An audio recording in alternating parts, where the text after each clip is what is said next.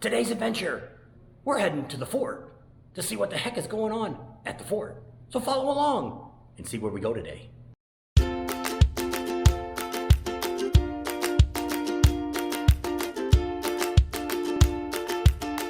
Hi, I'm Bob. And I'm Tam. And we are Bob and Tam's Excellent Adventures. So let's go inside the museum and see what the heck they got in there to look at.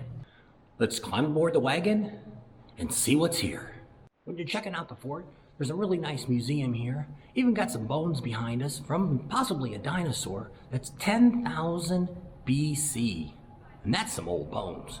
They have a whole little section here just on the American Indians. So you can come in here and you can check it all out, see all the displays, and do some exploring here on the Indians that were in the Caspar area. All kinds of things here. They got the Transcontinental Telegraph. Got some pieces from there to check out at the museum here. So they got some really neat things to be coming through here. A lot of good information. So make sure if you come by here, spend a few minutes in the museum reading on the information about how the Old West really was. Caspar was born between 1888 and 1907. It was a temporary site of Caspar as they waited for the railroad to arrive on June 8th of 1888. The first buildings of Caspar were erected in an area referred to as the Old Town. Right there is how Caspar was born. Here's an original wagon behind me from the Old West. They've got it closed off with some plexiglass, so let's take a look and see if we can see inside there. The wagon displayed here is the hardware wagon from 1901, originally used by the 7L Tom Cooper and Company Ranch. The brand is still in use as the 7L Livestock Company. So an actual wagon from the Old West. Here you go, you can take a look at the site map here of the village that we're going to go ahead and walk through here and check out. Let's see what we can see here. Take a look at a reconstructed, restored cabin that was reconstructed back in 1936 on the original site. This here was a reconstruction back in 1936 of the general store that they had here at the fort.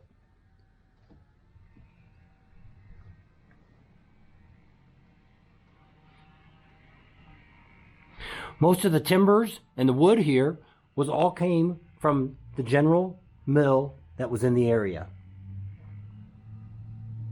Take a look here at the Blacksmith Shop.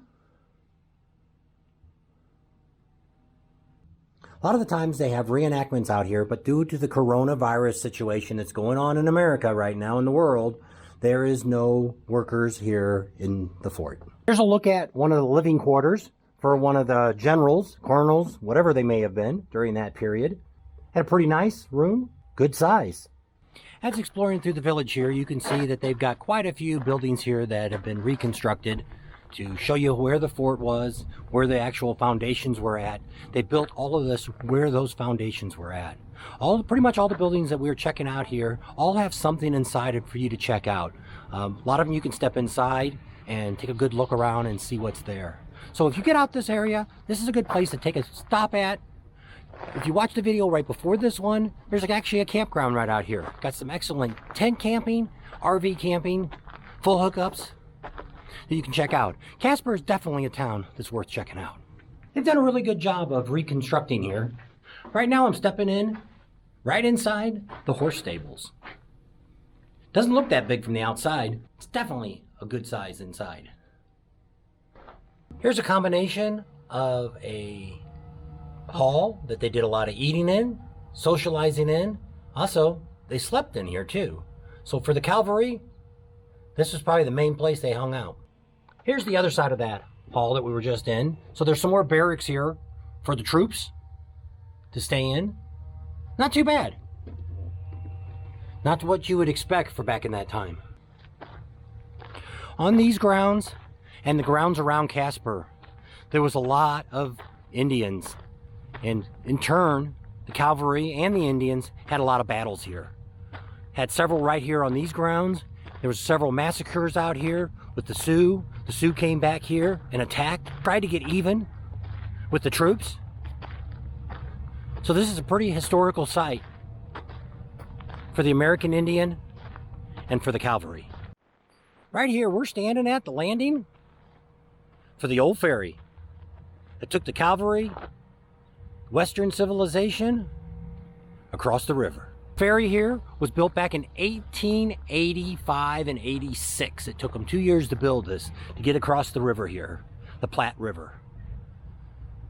Behind us is a replica of what it might have been like riding across that river on those wooden beams. Take one last look here at Fort Caspar. In the background, you can take a quick look at it. Lots of buildings here to explore. The ferry over here you can take a look at. And pretty much they did a really good job here of reconstructing and giving you a feel of what it was like back in the day.